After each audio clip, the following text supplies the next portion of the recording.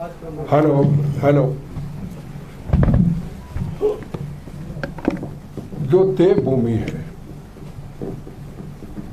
मेरी आदर्श है,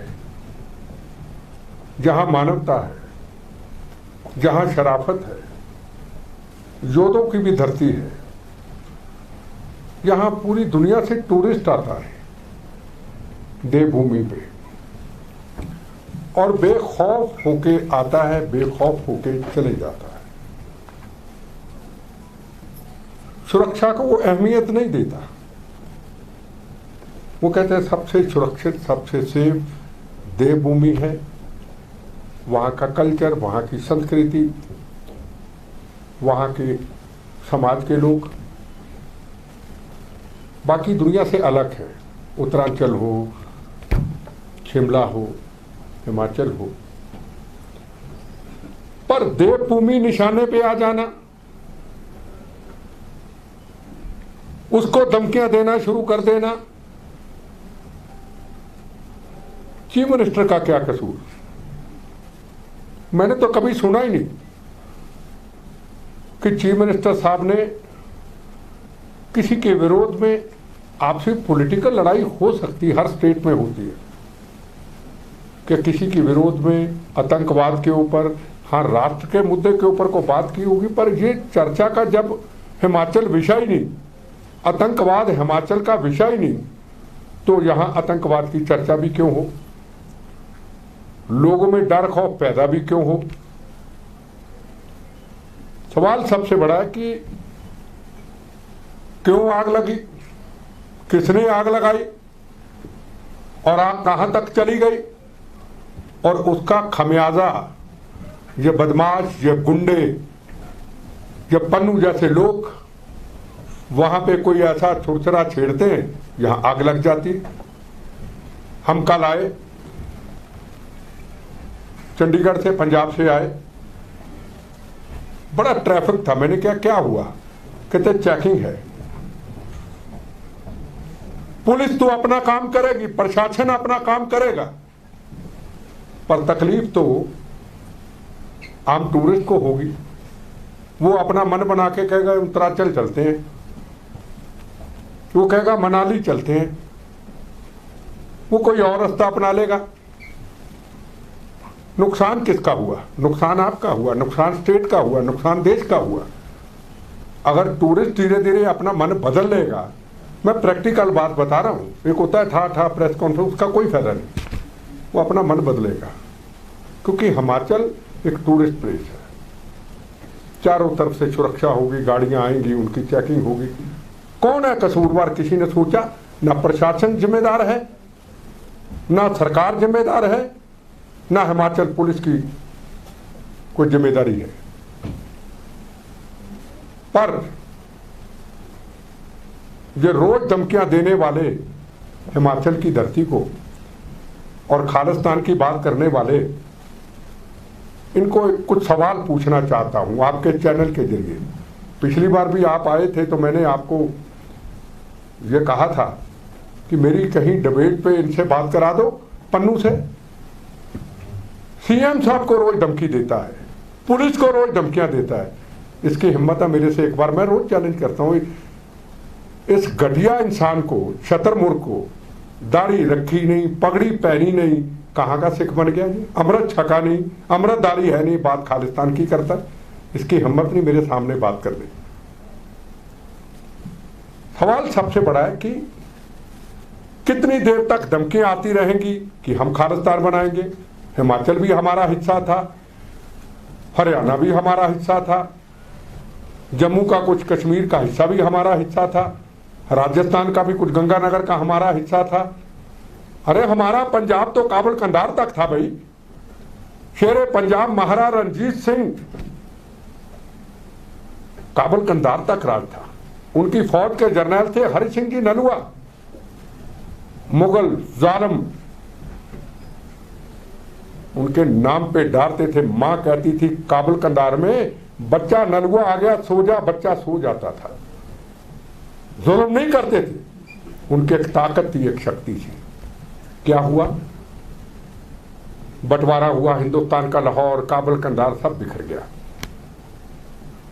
फिर क्या हुआ, हिमाचल, पंजाब, हरियाणा, राजस्थान का कोई हिस्सा, जम्मू कश्मीर का कोई हिस्सा, हम एक हो गए। पंजाब की विधानसभा इधर भी उस वक्त लगती थी, कैरो प्रताप सिंह जी आते थे। तो हिमाचल क्यों अलग हुआ भाई? किसने अलग किया भाई? हरियाणा किसने अलग किया भाई? राजस्थान का हिस्सा को गंगानगर का कैसे चला गया भाई? जम्मू का हिस्सा कैसे चला गया भाई? क्या हिमाचल ने लोगों ने कहा था कि हमें हिमाचल में रहना? क्या हरियाणा के लोगों ने कहा कि हम हरियाणा में रहेंगे? क्या राजस्थान के लोगों ने कहा था पंजाब को राजस्थान से तोड़ दो? किसी ने नहीं कहा, इनका फैसला था। हमें पंजाबी सूबा चाहिए, पंजाबी सूबा चाहिए। संघर्ष हुए, सब कुछ हुआ। आखिर में मेरा ख्याल उस वक्त पंडित जवाहर नेहरू जी ने कह दिया, लो पंजाबी सूबा ले लो, हिमाचल को अलग कर दो, हरियाणा को अलग कर दो, जम्मू का हिस्सा अलग कर दो, राजस्थान का हिस्सा कुछ हमें देके कुछ ले जाओ। भाई कहा किसने? और खालिस्तानियों और पन्नू घटिया इंसान दूर बैठ के धमकियां देता, सामने आना, चैनल पे आ जा, खालिस्तान के मुद्दे पर चर्चा कर ले, इतिहास को पढ़ ले। तो पंजाब सारा कुछ तो किया इन्होंने अलग, तो आज कौन से हिमाचल को साथ जोड़ने की बात करते हो? और पंजाब को अलग छोड़ दिया। पहले आतंकवाद, 36,000 बहनों के सुहाग उजड़े, 36,000, 19,000 हिंदू भाइयों का कत्लेआम हुआ, हजारों बहनों के सुहाग उजड़े, हजारों बच्चे यतीम हुए, खून की नदियां बही। किसी मां को यह नहीं पता होता ना मेरा बेटा घर से निकला, पति, मेरी बेटी वापस आएगा या नहीं आएगा। क्या किसी हिंदू भाई के, क्या किसी सेकुलर सिख पे किसी के हाथ में बंदूक थी, किसी के हाथ में तरछूल था? नहीं था। रोटी कमाने के लिए, अपने बच्चों के लिए, पत्नी के लिए, मां बाप के लिए निकला था। आपने लाइन में खड़ा करके सिख भाइयों को अलग कर दिया, लाइन करके बसों से, ट्रेनों से निकाल करके गोलियों का निशाना बना दिया। क्या उसकी कभी चर्चा हुई? कल की बातें, मेरी आंखों के सामने की बातें, मैंने अपने शरीर दिया, हर चीज आंखों में देखी। और हम क्या करते थे? गुरु तेग बहादुर हिंद की चादर महाराज की सोच पे चलते हुए, गुरु गोविंद सिंह महाराज जिनके 2 साहबजादे ने नींव में चनवा दिए, एक 7 साल की उम्र, एक 4 साल की उम्र के, 2 शहीद हुए जंग में। हमने उनकी सोच पे चलते हुए मानवता की रक्षा के लिए मौत का कफन बांध के निकली और नारे दिए, मेरा धर्म भारत मां, मेरी जात वंदे मातरम। भारत मां के 4 सिपाही, हिंदू, मुस्लिम, सिख, ईसाई, और हजारों लड़कों की लाइन लगा के एक हफ्ते के बीच बीच खून निकाल के ब्लड बैंक में रख देते थे। गोली चलेगी, बम चलेगा, हम लोगों को बचाएंगे। हमने ये कर्म किया, हमने गोली नहीं मारी किसी, ये हमने कर्म किया, मानवता के लिए किया। क्या हम अपनी आंखों के सामने हम अपने हिंदू भाइयों का कत्लेआम देखते रहते? हमारा हिंदू सिख 9 मास का रिश्ता है, रोटी बेटी का रिश्ता है। हमारी बेटियां, उनकी बेटियां, हमारे बेटे, उनके, हम एक दूसरे के घरों में हैं। तो ये कहां चले गए हम? कौन बोलेगा इसके लिए? कौन आवाज उठाएगा इसके लिए? हम कितनी देर राजनीति करते रहेंगे? पहले तो हिमाचल की सारी पॉलिटिकल पार्टियों को एक खालिस्तान के मुद्दे के ऊपर, पन्नू के मुद्दे के ऊपर एक मंच पे इकट्ठा होना होगा। और हाथ जोड़ के निवेदन करता हूं, मेरा अनुभव है, कभी ये ना को कहे सरकार कमजोर है, कभी ये ना कहे हमारी हिमाचल की पुलिस कमजोर है। मैं जानता हूं हिमाचल की पुलिस को, हाँ मैं मानता हूं वो कमियां रह गई, वहां खालिस्तान के पोस्टर लगे, पर जो हिमाचल पुलिस ने दिलेरी दिखाई, जब बेगुनाहों के कातलों के तस्वीरें लेके खालिस्तान के नारे लगते हुए जब रोका गया बॉर्डर पे, ये अभी तक कोई नहीं कर पाया। ना हरियाणा कर पाया, ना दिल्ली कर पाया, ना पंजाब कर पाया, ना जम्मू कश्मीर कर पाया। ये हिमाचल की पुलिस ने किया, जो मैं दावा करता हूं, मौत का कफन बांध के किया। उसके बाद अगर आपस में पॉलिटिकल बहस हो तो मेरा ख्याल है वो नहीं होनी चाहिए, जो मैं जानता हूं। मैं अभी धर्मशाला गया था कुछ समय पहले, मैं नहीं समझता था कि हिमाचल की पुलिस इतनी कमाल की होगी। मेरा तो चैट प्लस है, पूरे देश में जाता हूं, चिड़ी भी पर नहीं मार सकती थी, वो हिमाचल की पुलिस ही उन्होंने किया। पर ये जो कमी आई, ये कमी नहीं आनी चाहिए थी, क्योंकि मैं ऑलरेडी बार बार आपकी प्रेस में कह चुका था कि ये दो लड़के आएंगे, कोई भी किसी को डॉलर का कहेंगे तुम्हें इतने डॉलर देंगे, किसी का कारोबार नहीं है, किसी के पास रोटी खाने को नहीं, उसने कहा डॉलर तो मिल रहे हैं, चलो जाके पोस्टर लगा देते हैं। और पोस्टर लगे, न्यूज कहां गई? पूरी दुनिया में न्यूज चली गई।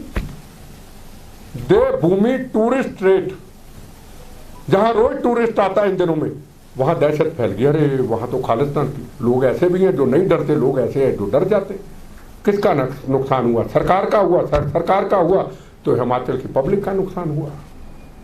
एक बात मैं बिल्कुल आपको स्पष्ट कह दूं, खालिस्तान न कभी बना था, न कभी बनेगा, न कभी बनने देंगे, न बनने दिया था, ना बनेगा। बनेगा तो गंदी हनेरी की तरह बिट्टा के बम्बों से टूटे हुए शरीर से लाशों पे गुजर जाएगा, मैं वादा करता हूं। पर ये रोज की चर्चा हिमाचल की धरती पे नहीं होनी चाहिए।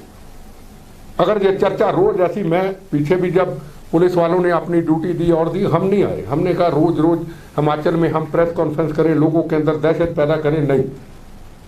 हम बोल चुके जो बोल चुके एक बार। और आज मजबूरी आना पड़ा जब उन्होंने कहा कि हमें ये बताइए कि चीफ मिनिस्टर कब आएंगे। एक याद रखिए, चीफ मिनिस्टर बीजेपी के नहीं है, ये हिमाचल के चीफ मिनिस्टर है, कांग्रेस के हो या बीजेपी के हो। ये मुखिया को, हिमाचल के मुखिया को चैलेंज किया है। इसका मतलब ये है कि चीफ मिनिस्टर आए फौरन और कोई दे इंफॉर्मेशन और आप उनकी हत्या कर दो। ये मतलब आपका, जैसे आपने किसान आंदोलन में कहा था पहले इंदिरा गांधी को मारा, अब मोदी को मारेंगे, यही कर्म रह गए आपके। सबसे पहले तो हिमाचल के अंदर जितना गुरुद्वारा साहब है, सब गुरुद्वारा साहब में अपने सिख समाज के लोगों को इकट्ठ करें और वहां इनका विरोध करें। सबसे बढ़िया तरीका, सिख समाज आगे आए, जो बचपन से जुड़ा हुआ है इस हिमाचल की धरती से, और गुरुद्वारा साहब में गुरु ग्रंथ साहब के सामने हम समागम करते, गुरु साहिबानों के समागम करते, हम अपने भाषण देते, गुरु महाराज साहब का ज्ञान देते, गुरु तेग बहादुर महाराज हिंद की चादर जी का ज्ञान दे, गुरु अर्जन देव जी महाराज का ज्ञान दे, गुरु गोविंद सिंह के साहिबजादों का ज्ञान दे। किससे कौम किस लिए सजाई गई? ये आनंदपुर साहब, हिमाचल का बॉर्डर थोड़ा था, ये नैना देवी। अब कहेंगे कि हमारे गुरु साहबान नैना देवी भी जाते थे तो इन खालिस्तानियों को तकलीफ होगी जो सुनना ही नहीं चाहते। हिंदू के नाम पे नफरत होगी इनको। और कल भी मैं जलंधर में प्रेस कॉन्फ्रेंस में कह रहा था, मुझे इतना बता दो हिंदू ने आपका क्या बिगाड़ा है, हिंदू भाई ने क्या बिगाड़ा है? 4 हिंदू, 4 सिख फेसबुक वाले, 4 गनमैन लेने वाले, सुरक्षा के नाम के ऊपर दहशत फैलाने वाले जो पटियाला में हुए। आपके भी कोई भूल भुलेखे आ जाते हैं, थोड़ा पता कर लिया करो। मेरी रिक्वेस्ट है, अपना टाइम मत खराब किया करो। ये कौन है, पिछोकड़ देखो। और आग लगा दी पंजाब में। एक भी हिंदू, पंजाब का, हिंदुस्तान का मेरा भाई अगर सिख कौम के खिलाफ एक लफ्ज निकाला, मुझे चौक पे खड़ा करके गोलियों का निशाना बना दे कोई। हिंदू सिख में कोई झगड़ा ही नहीं। ये झगड़ा कराने वाले कौन है? हम जब भी फेसबुक पे गुरु महाराज का कुछ डालते, हिंदू भाई एक ही कहता है, वैसे भी यही चर्चा करता है, अगर सिख समाज ना होता तो आज हिंदू समाज कहां होता? गुरु महाराज ने मजलूमों की रक्षा के लिए सिख कौम सजाई थी। पहले हम क्या थे आप जानते हैं, मैं फिर कहूंगा, इनको तकलीफ होगी जो सुनना ही नहीं चाहते, सच बातें सुनना ही नहीं चाहते। आनंदपुर साहब में तो सिख कौम का गुरु महाराज ने इतिहास बनाया और 5 प्यारे, ये आनंदपुर साहब हिमाचल में ही था, इकट्ठा था उस वक्त। कहां थे? कोई गुजरात के थे, कोई कहीं के थे, कोई यूपी में था, पूरे हिंदुस्तान के अंदर 5 प्यारे सजाए। ये कहां से खालिस्तान बनाएंगे? खालिस्तानियों को एक सवाल पूछना चाहता हूं, क्या आप पासपोर्ट के जरिए हिमाचल में लाना चाहते हो? पहले तो रोज प्रेयर होती है गुरुद्वारा साहब के अंदर, हिमाचल हो पूरा हिंदुस्तान हो, हमारे बिछड़े गुरुद्वारे साहब गुरु महाराज हमें दे देना आपकी कृपा से। ननकाना साहब बिछड़ गया, करतारपुर साहब बिछड़ गया, अब ये कहते हैं हिमाचल के भी गुरुद्वारे साहब हमारे से बिछड़ जाए, इनकी ऐसी की तैसी खालिस्तानियों की। तो सवाल पूछना चाहता हूं, कौन सा खालिस्तान चाहते हो आप? कुरुक्षेत्र में गुरुद्वारा साहब गुरु महाराज का बिछोड़ दो, दिल्ली में अरकाज साहब, बंगला साहब, चांदनी चौक, मोती बाग साहब, पटना में गुरु गोविंद सिंह महाराज का जन्म स्थान, आखिर स्थान नंदेड़ साहब महाराष्ट्र जहां गुरु ग्रंथ साहब विराजमान, गुजरात की धरती जहां लखपत साहब गुरु नानक देव जी के महाराज के चरण खड़ावे, उनके साहिबजादों की खड़ाए, और ग्वालियर के अंदर मध्य प्रदेश के अंदर जहां 58 हिंदू भाई राजाओं को गुरु हरगोबिंद सिंह जी ने निकाला था। हमारा ये रिश्ता है, ये गड़बड़ हो रही है, देखो ये हमारा रिश्ता है। तो कौन से खालिस्तान की बात करते हो आप? पूरा हिंदुस्तान हमारा और सिख कौम का पूरा मान सम्मान होता है, कोई कमी नहीं रहती, हर जगह पे इज्जत मिलती है। देखो भाई क्या है ये। और हम 2% कहते हैं, हम 2% हैं, मैं नहीं मानता हम 2% हैं। हमें दुनिया के अंदर, हमें हिंदुस्तान के अंदर, हमें किसी ने 2% महसूस होने ही नहीं दिया। कोई कहे 2%, मैं नहीं मानता।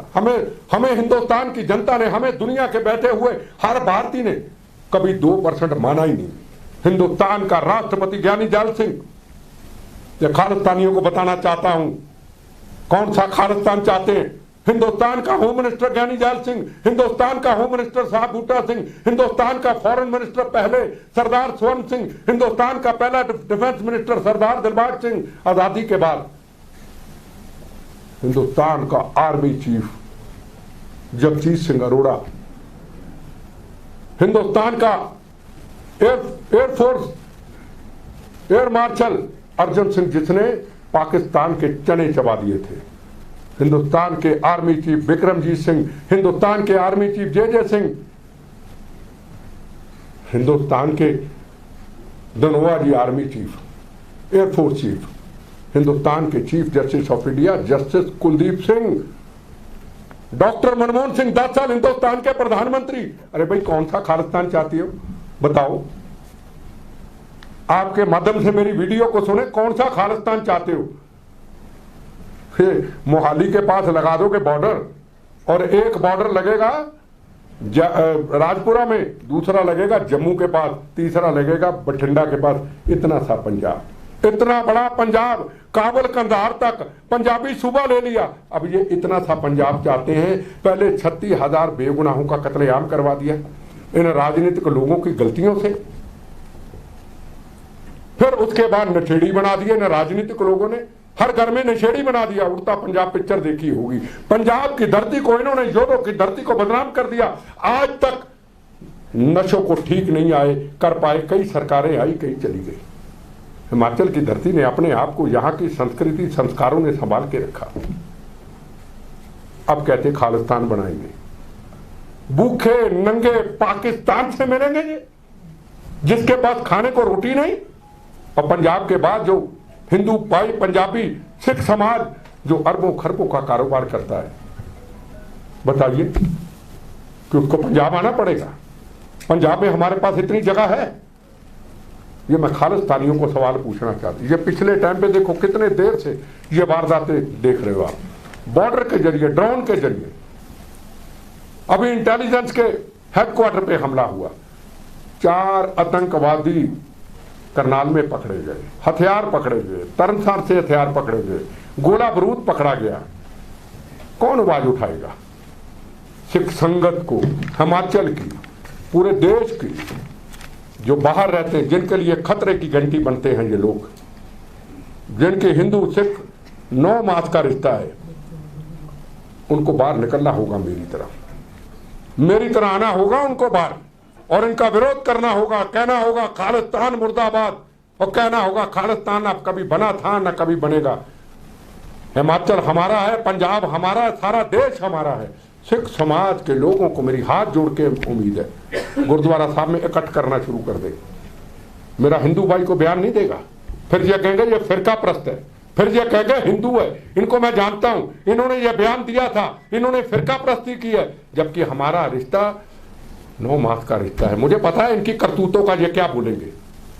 मेरे सिख भाई निकले, बोले, पंजाब हो या दिल्ली हो या हर जगह हो या हरियाणा हो, आवाजें उठे खालिस्तान के हम खिलाफ है। अगर हम खालिस्तान के खिलाफ आवाज नहीं उठाते तो मैं समझता हूं हम गुरु महाराज की जो असूल है उनके साथ धोखा करते हैं, हम पगड़ी का अपमान करते हैं। हमें कुछ नहीं कहना, हमें गुरुद्वारा साहब के अंदर से आवाज उठानी है।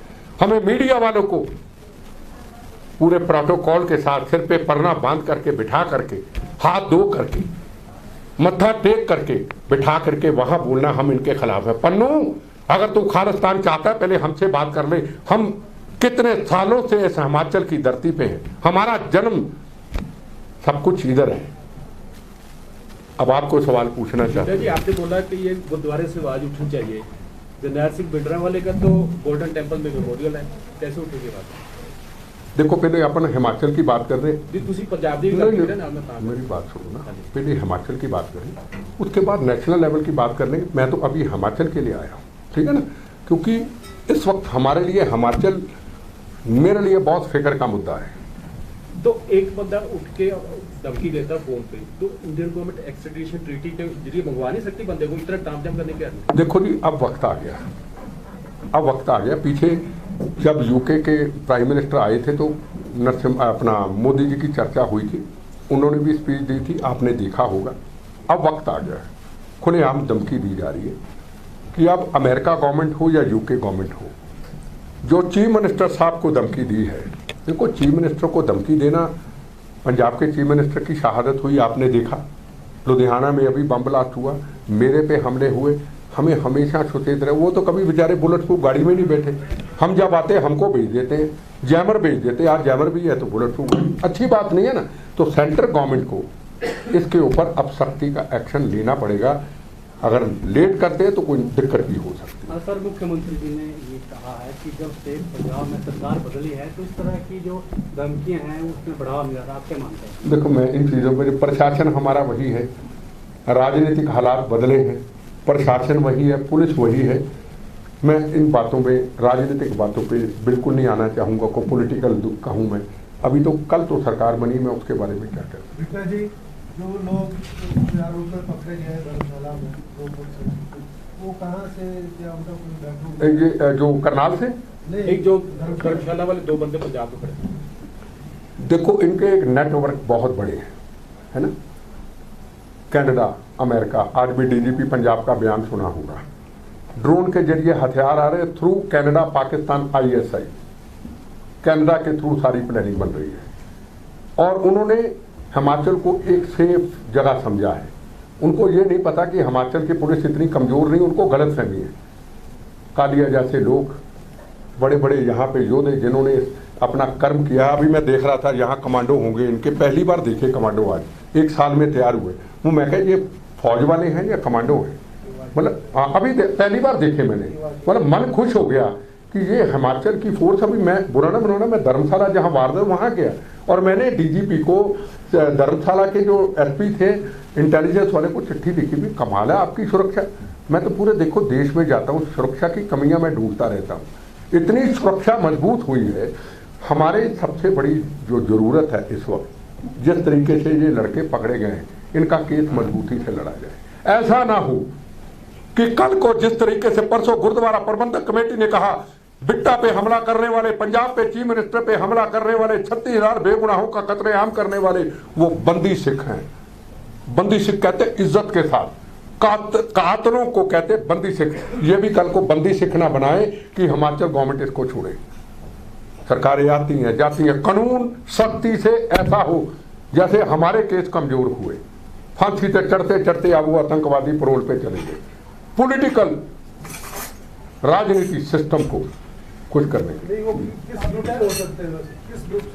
नहीं, बब्बर खालसा वगैरह ये आईएस है, तो देखो ISI के एजेंट है, वो ISI के एजेंट। मैं खालिस्तानी को एक और सवाल पूछना चाहता हूं।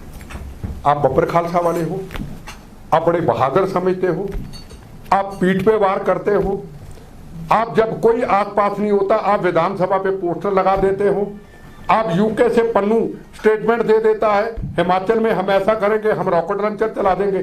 चलो मान लिया, आपकी बहादुरी की मैं बात पूछना चाहता हूं, आपकी बहादुरी उस वक्त कहां थी जब महाराजा रणजीत सिंह जी का स्टैचू जिनका काबुल तक कंबार तक राज था, जिनको कहते थे शेरे पंजाब। शेरे पंजाब एक ही हुआ, दूसरा नहीं हुआ।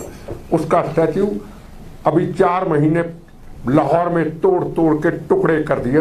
और खालिस्तानियों, बब्बर खालसा वालों, खालिस्तान के यहाँ पोस्टर लगाने वालों, कहाँ थे आप? और चीफ मिनिस्टर को धमकी देने वाले कहाँ थे आप? जब ननकाना साहब का अपमान हुआ और कहा गया कि ननकाना साहब का नाम बदल लेंगे किसी काफिर ने, क्या आपने उनको गोलियों से मारा? अगर आप सच्चे सिख होते और गोली मारते टका के आपके परिवार को हम यहां सम्मानित करते। जब ननकाना साहब की ग्रंथी की बेटी को अगवा किया गया, क्या आपने उनको गोलियों का निशाना बनाया? बहादुर समझते हो? नालायक आदमी, कमजोर आदमी, धोखे से मारने वालों, उस पाकिस्तान के इशारे पे चलते हो। आप तो सरदार हो ही। जब कश्मीर के अंदर 45 सिखों का, मेरे भाइयों का एक लाइन में खड़ा करके गोलियों से शहीद कर दिया गया, कहां थे बब्बर खालसा वालों, खालिस्तानियों? और जवाब तो दो ना, आपकी जमीन उस वक्त कहां थी जब काबुल कंधार में गुरुद्वारा साहब में विराजमान 25-30 के करीब बहनें, भाई, बेटियां, माएं, पिता गोलियों से आतंकवादियों ने शहीद कर दिया? ये 2 साल पहले कहां थे आप? कहां थे? आपको कई चीजों का पता नहीं। मैं इनसे सवाल पूछना चाहता हूं, उस वक्त आपकी दलेरी बहादुरी कहां गई? मुझे अगर पता होता ना कि ये कहां है, मैं जा सकता बाहर, कसम की बात, वहीं चाहे मैं अपना जीवन दे देता, इनको ढूंढ ढूंढ के निकाल के गोलियों से मारता इनको।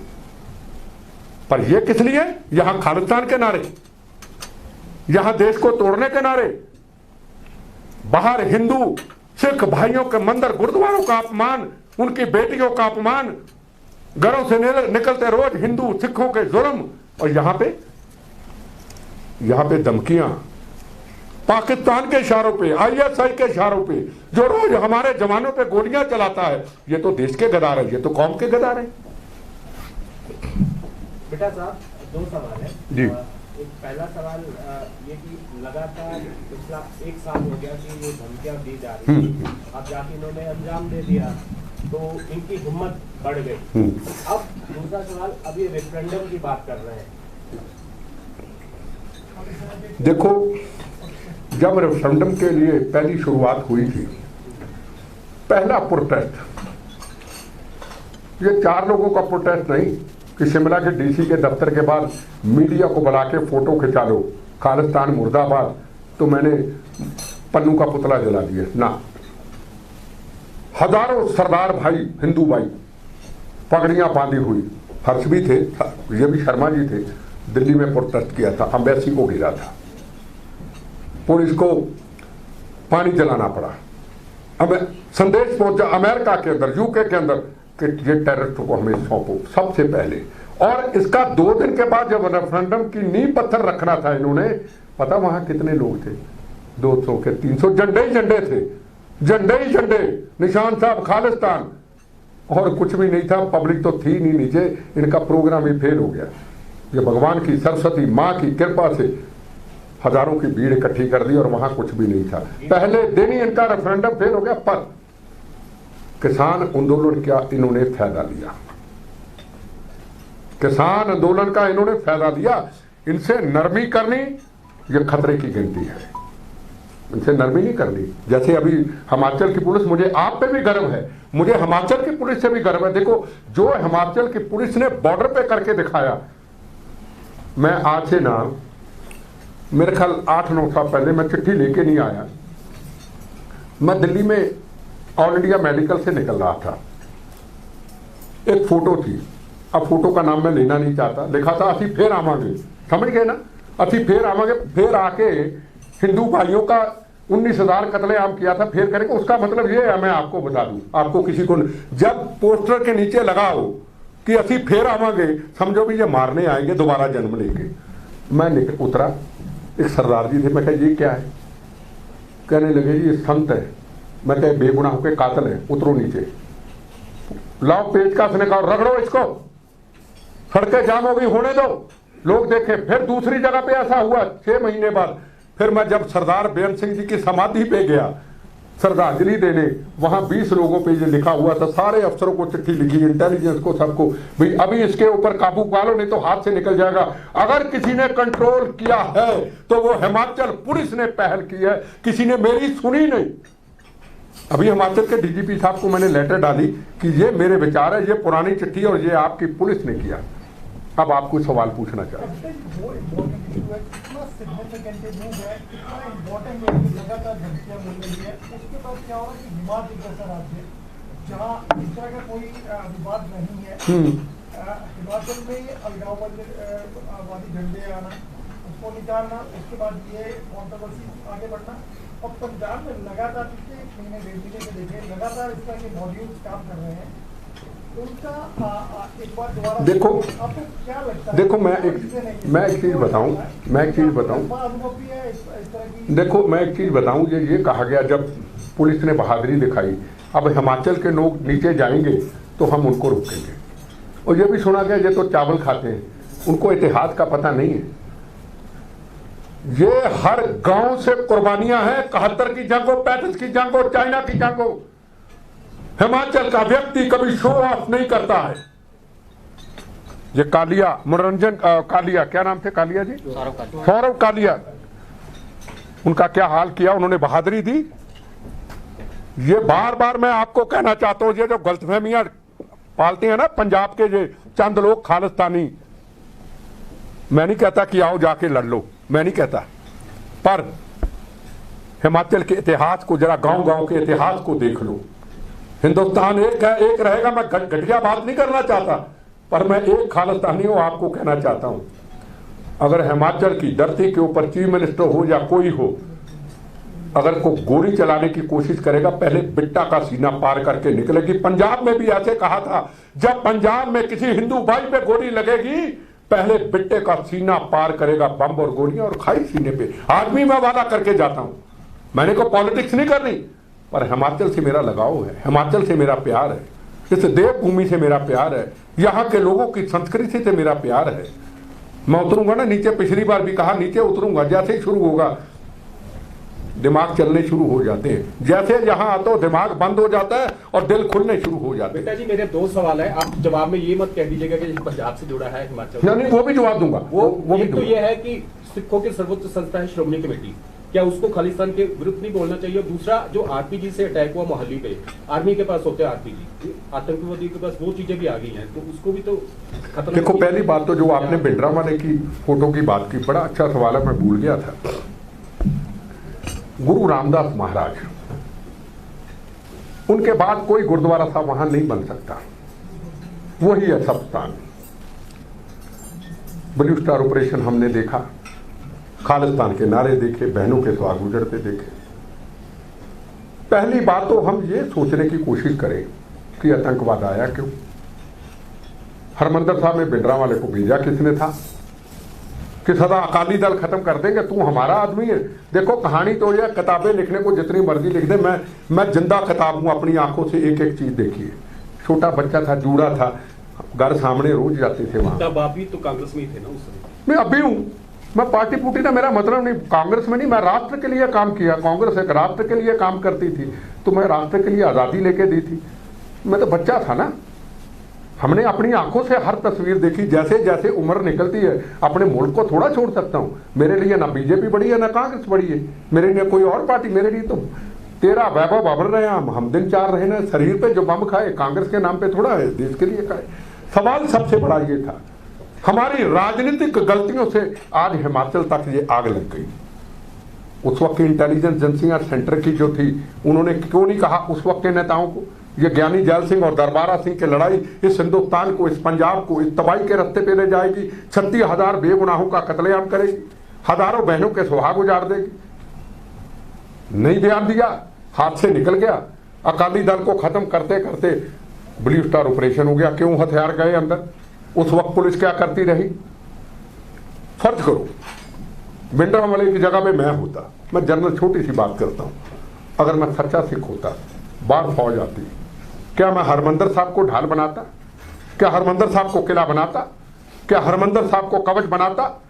मैं कहता जी मैं आया बाहर, पर मेरे पवित्र हरमंदिर साहब गुरु रामदास जी की पवित्र स्थान तपो जपो से सजा हुआ, जहां हिंदू मुस्लिम सिख ईसाई नमस्ते करता है, इसको आंच ना आए, इसको कंकर ना लगे। मेरे शरीर पे इतनी गोलियां मारना कि मेरे शरीर की नस भी ना बचे, पर मेरे गुरु रामदास महाराज तपो जपो से सजा हुआ, उसको आंच ना आए। हमने कवच भी बना लिया, हमने ढाल भी बना लिया, हमें अपमान भी करा दिया, हमने ब्लू स्टार ऑपरेशन भी, हमने ब्लैक थंडर भी करा दिया, हम खुद भी चले गए। जो आम संगत रोज मत्था टेकती थी, हमने उनको भी शहीद करा दिया। उसके बाद इलेक्शन हुए, इंदिरा गांधी शहीद हुई, 84 के दंगे हुए, और 84 के दंगे के बाद जब ब्लू स्टार ऑपरेशन के बाद फटाफट इलेक्शन हुई, कांग्रेस कई वोटों से जीत गई। जो राजनीति हुई, लाशों पे राजनीति हुई। इतिहास के पन्नों को जरा हम खोल करके देखें। और उसके बाद जो भिंडरावाले की तस्वीर कह रहे हैं, हम कभी मैं वही, हम बचपन में देखो, हम जाते थे, हम बचपन में जाते थे, वहाँ पुराने योद्धों की, महाराजा रणजीत सिंह, बाई मती दासी आरों में चरवाया जा रहा है, उनकी बंदूकें, उनके हथियार सारा देखते थे तो मन के अंदर एक जोश आता था सिख कौम का। आप ऐसे लोगों की तस्वीरें लगाओगे, यहाँ क्या, आप कनाडा चले जाओ, अमेरिका चले जाओ, दो तरह के गुरुद्वारे साहब हैं। एक अच्छे वो सिख हैं जो गुरु ग्रंथ साहब को मानते हैं, एक ऐसे गुरुद्वारा साहब हैं जहाँ पंजाब, हिमाचल, हरियाणा के बेगुनाहों के कातलों की तस्वीरें लगी हुई हैं। तो हिंदुस्तान की सरकार को भी इसके ऊपर सोचना हो। जवाब देता हूं उस बात का कि श्रोमणी कमेटी को नहीं करना चाहिए खालिस्तान के प्रोग्राम। नहीं, श्रोमणी कमेटी में तो परसों कह दिया ना सिमरनजीत सिंह मान ने कि खालिस्तान के लिए सब एक हो जाओ, क्यों नहीं करना चाहिए, कह दिया ना उन्होंने तो खालिस्तान के हक में बोल दिया। नहीं, मान तो कमेटी में है नहीं ना, नहीं, कमेटी नहीं, पर थे तो सारे इकट्ठे। आप जरा उसकी वीडियो सुनो, उसने क्या कहा। मान तो विषय कहता है, नहीं वो कहता है तो श्रोमणी कमेटी ने क्यों बुलाया उसको। अब श्रोमणी कमेटी जिन लोगों ने 36,000 डिमांड करते हैं कि श्रोमणी कमेटी को खुल के आ गया, जैसे आपने गुरुद्वारों में बात करी, और दूसरा एक्सट्रेडिशन करे सेंट्रल गवर्नमेंट पन्नू की, वो आप डिमांड करते हो। अगर उनकी सरकार होती तो जरूर वो करते।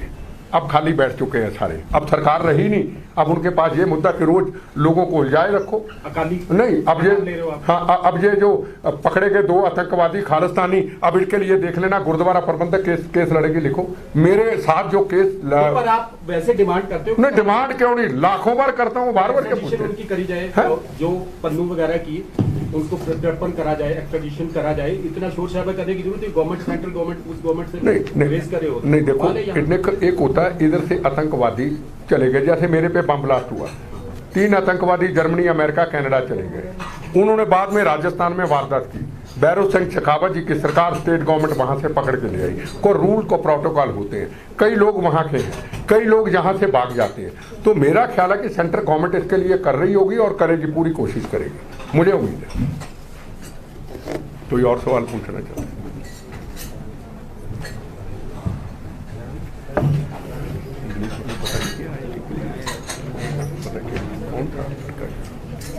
पता करना चाहिए।